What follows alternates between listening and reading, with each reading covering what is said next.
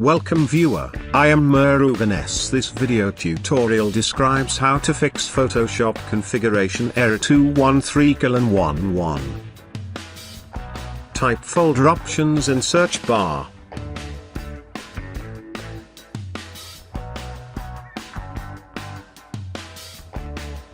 Click View tab.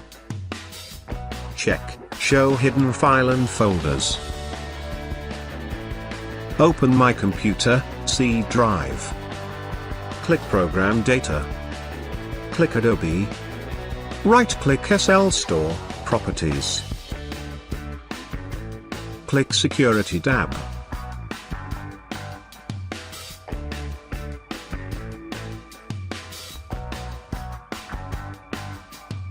Click Username of your computer. Click Edit to change security settings.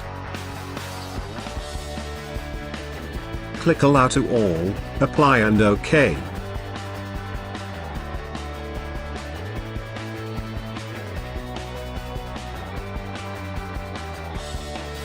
Now open Photoshop. Thanks for watching. I hope this video tutorial helps to solve the problem. Please like, share and don't forget to subscribe my channel. See you next video.